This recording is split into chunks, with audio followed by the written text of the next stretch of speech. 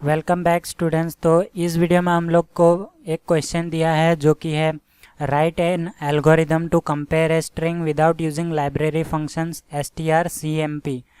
तो strcmp से हम लोग जो है कोई भी दो स्ट्रिंग को कंपेयर करते थे।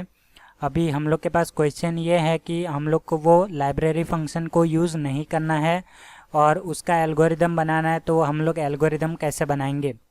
सबसे पहले स्टेप 1 लिखना है। स्टेप वन में हम लोग क्या करेंगे, एक स्ट्रिंग बफर बनाएंगे। तो यहाँ पे हम लोग लिखते हैं create an empty variable. Create an empty variable. तो यहाँ पे हम लोग दो वेरिएबल को क्रिएट कर सकते हैं यहाँ पे। तो यहाँ पे हम लोग को दो वेरिएबल क्रिएट करना पड़ेगा। Create an empty variable to store the strings. तो यहाँ पे हम लोग को दो क्रिएट टू एम्प्टी लिखता हूँ यहाँ पे, create two empty variable to store the strings. तो यहाँ पे हमारा स्टेप 1 हो गया। अब स्टेप 2 देखते हैं। स्टेप 2, तो स्टेप 2 में हम लोग को एक और वेरिएबल क्रिएट करना पड़ेगा। Create a variable to store the result. तो यहाँ पे रिजल्ट को स्टोर करने के लिए भी हम लोग को एक वेरिएबल लेना पड़ेगा। तो यहाँ पे हम लोग को तीन वेरिएबल की ज़रूरत पड़ने वाली है। और एक और चीज़ हम लोग ले सकते हैं, वो है हम लोग का फॉर लूप।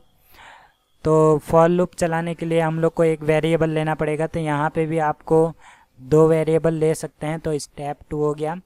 स्टेप 3, अब स्टेप 3 में टेक द स्ट्रिंग्स।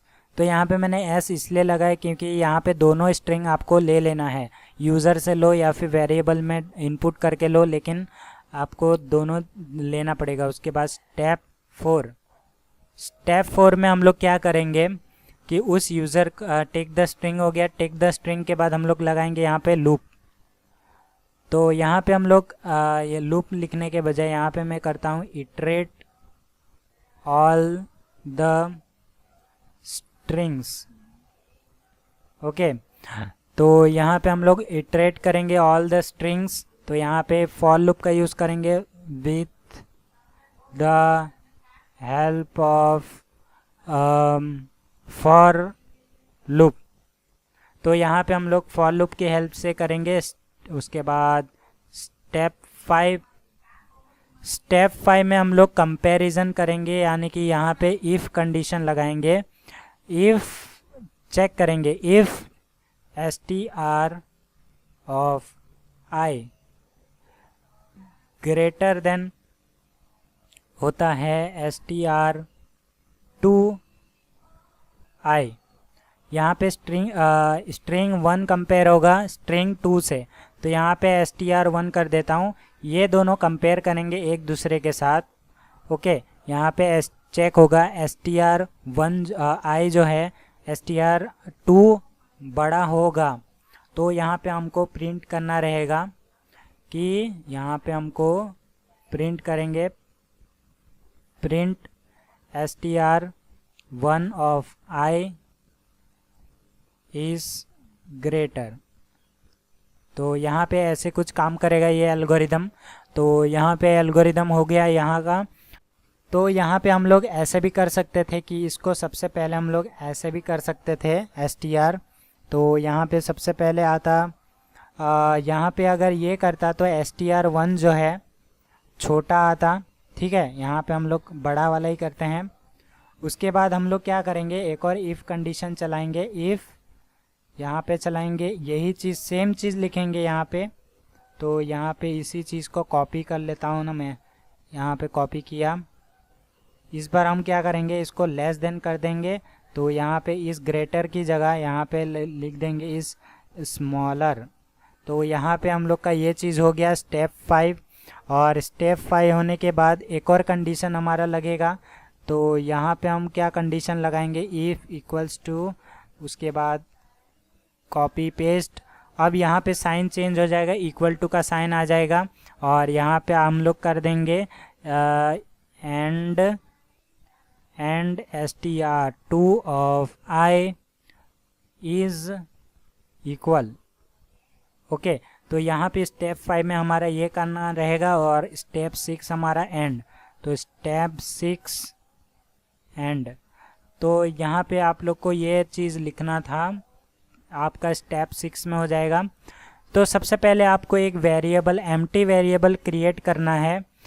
तो यहाँ पे एरे क्रिएट कर सकते हैं। ओके, हम लोग ने पिछली वीडियो में कैर करके लिया था, कैर 50, वैसे करके यहाँ पे 2 स्ट्रिंग लेना है। एक आपको str1 लेना है और एक आपको str2 लेना है। उसके बाद आपको दूसरा वेरिएबल क्रिएट करना है रिज़ल्ट को स्टोर करने के लिए। तो यहाँ पे आप लोग रिज़ल्ट को भी स्टोर करके रख सकते हैं। उसके बाद आप लोग जो है इसको अपने हिसाब से स्टोरिंग कर सकते हैं। वैसे इस सेकंड वाले की ज़रूरत आपको नहीं भी पड़ेगी तो भी चलेगा, आप लोग नहीं करोगे तो भी। उसके बाद हम लोग टेक द स्ट्रिंग, यानी कि हम लोग का दोनों स्ट्रिंग str1 और str2 दोनों ही ले लेंगे। उसके बाद हम लोग फॉर लूप लेंगे। तो यहाँ पे इटरेट ऑल द स्ट्रिंग्स करेंगे, तो यानी कि यहाँ पे फॉर लूप के हेल्प से हम लोग str1 को भी विज़िट करेंगे, str2 को भी विज़िट करेंगे और यहाँ पे एक और चीज़ चेक करेंगे हम लोग, str1 जो है वो उसका जो वैल्यू है वो इक्वल टू 0 है कि नहीं, तो वो भी चेक करेंगे हम लोग। उसके बाद हम क्या करेंगे, फॉर लूप को एंड कर देंगे। उसके बाद हमारा स्टेप रहेगा ये वाला इफ़ कंडीशन। यहाँ पे हम लोग ये तीनों इफ़ कंडीशन चेक कर लेंगे। अगर हम लोग का str1 जो है str2 से बड़ा होता है तो आपको प्रिंट कर देना है कि str1 बड़ा है। अगर str1 छोटा है तो आपको प्रिंट करना है str1 इज़ स्मॉलर, या फिर आपको ये प्रिंट कर सकते हैं str2 इज़ ग्रेटर। तो उसके बाद यहाँ पे str1 को str2 के साथ इक्वल टू है कि नहीं चेक करना है। अगर ये दोनों इक्वल टू होते हैं तो यहाँ पे आपको प्रिंट कर देना है str1 और str2 जो है दोनों ही इक्वल है। उसके बाद आपका जो एल्गोरिदम है उसे एंड कर देना है। तो ये था इस क्वेश्चन का आंसर। आई होप समझ में आ गया। मिलते हैं नेक्स्ट वीडियो में नेक्स्ट क्वेश्चन के साथ।